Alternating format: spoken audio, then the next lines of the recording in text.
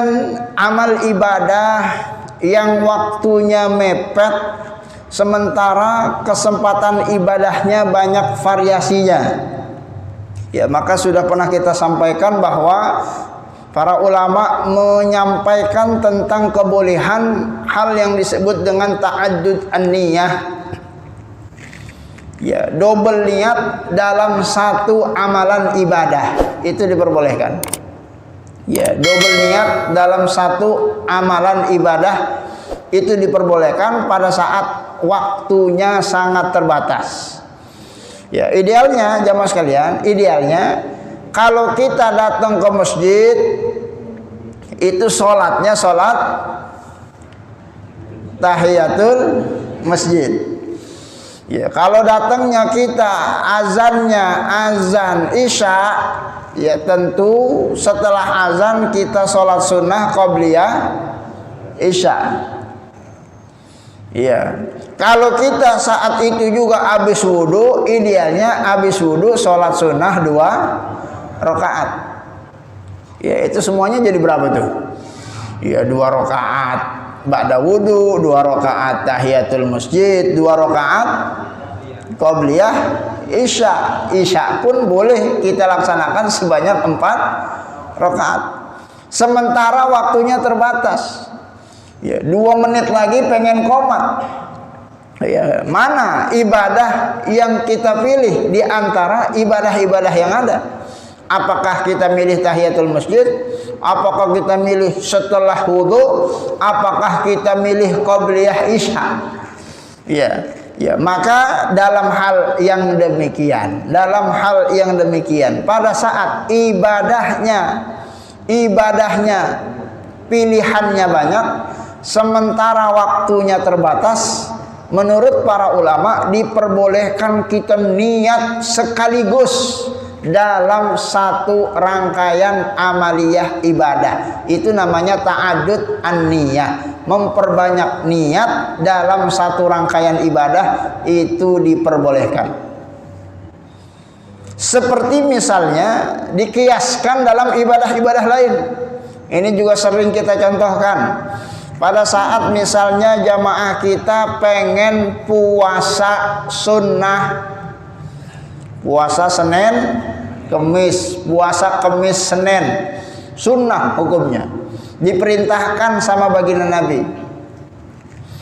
Ternyata Senin Kemis yang biasa kita puasa itu berbarengan dengan hari di mana kaum muslimin sedang wukuf di padang Arafah.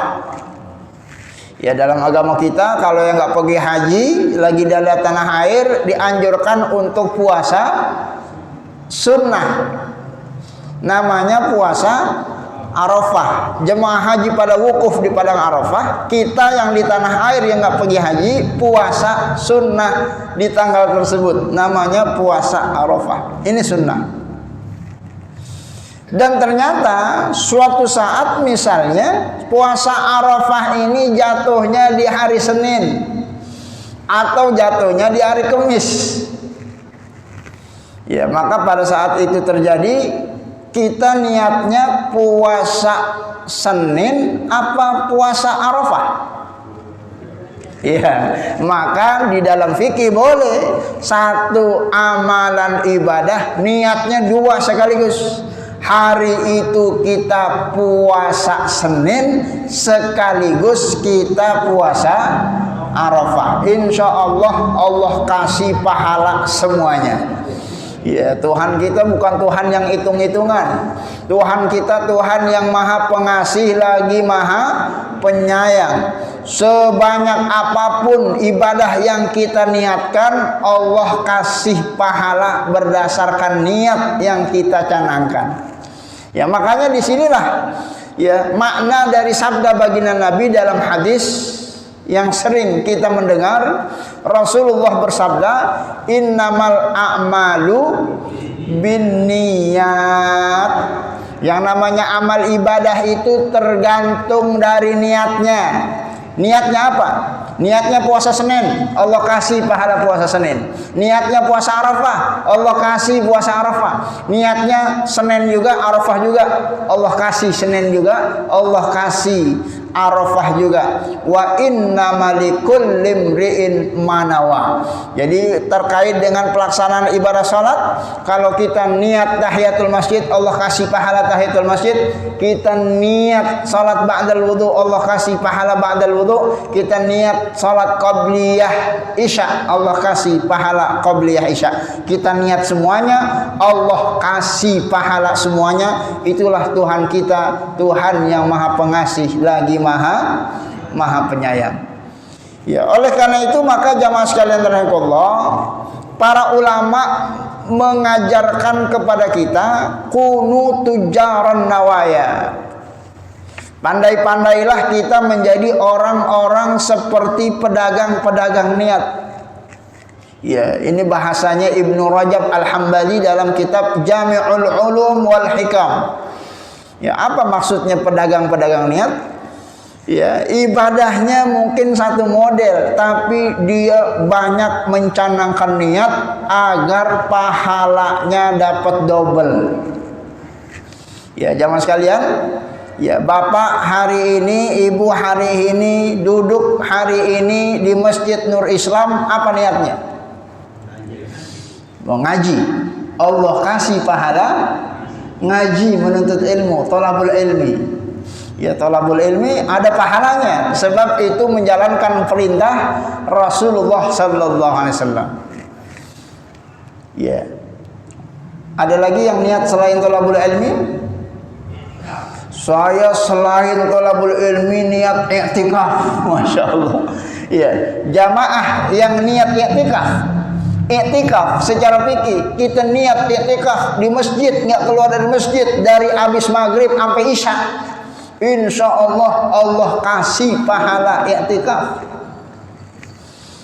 Ada lagi yang niat selain itu, niat pengen nungguin sholat berjamaah. Ya, ini kan pembahasan-pembahasan yang lalu kan pernah kita sampaikan tentang keistimewaan orang nungguin sholat berjamaah.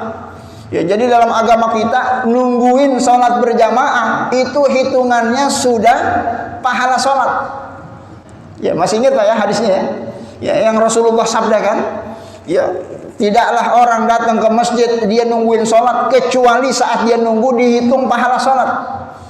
Ya, jadi kalau ada di antara jamaah kita yang hari ini selain dia niat menuntut ilmu, selain dia niat i'tikaf, dia juga niat nungguin sholat isya berjamaah, masya Allah, itu selama dia duduk dari maghrib sampai isya dihitung pahala sholat karena dia sedang nungguin sholat. Pahala argonya sudah jalan. Ada lagi yang niat selain itu? Ada yang niat, saya pengen silaturahmi dengan saudara kita seiman. Ya, pengen ketemu sama si fulan yang udah lama gak ketemu. Ya, maka pada saat kita niat silaturahmi, insya Allah majelis kita ini akan dihitung pahalanya oleh Allah sebagai pahala silaturahmi. Ya, coba sekalian. Jadi niat-niat yang model-model begitu, kalau semuanya kita canangkan, insya Allah Allah kasih semua pahalanya.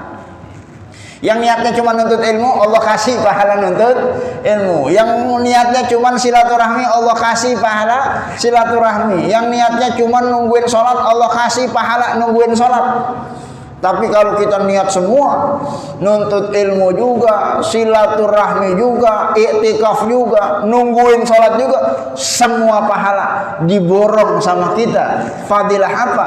Karena kita mengetahui Rasulullah pernah bersabda, innamal a'malu binniyat wa innamal likulli imri'in manawa. Sehingga ibadah Allah, insya Allah nanti pahala kita akan melampaui dari amal ibadah yang kita kerjakan, dan begitulah rahmat dan kasih sayang Allah kepada kita umatnya Nabi Muhammad sallallahu alaihi wasallam. Jadi boleh kata para ulama, sholat-sholat, puasa-puasa, ibadah-ibadah kita niatnya double-double, itu akan Allah kasih pahala double-double sesuai dengan apa yang kita niatkan. Hanya saja syarat dan ketentuan berlaku. Ya, kecuali amal ibadah yang sifatnya wajib. Jadi kalau sifatnya wajib, ya ini tidak boleh didobel-dobel, harus dikerjakan secara terpisah. Ya kalau puasa tadi boleh. Ya kita digabung-gabung yang sunnah-sunnah.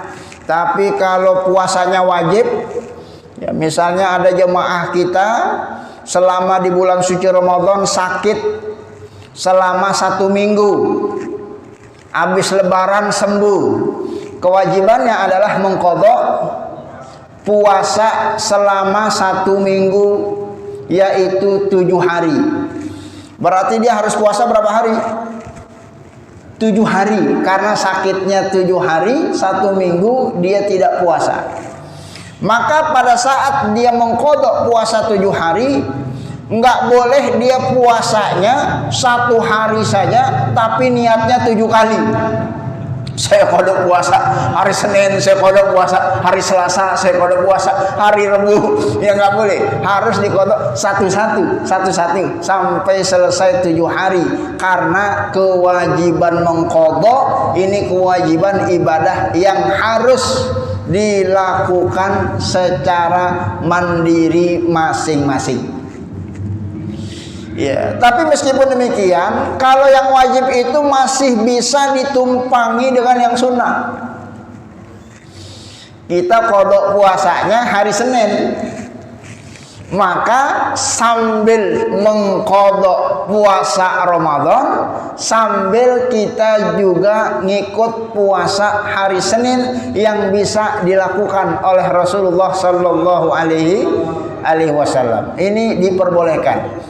Ya, jadi yang boleh itu sunnah sama sunnah, wajib sama sunnah. Kalau wajib sama wajib itu harus dilakukan secara terpisah.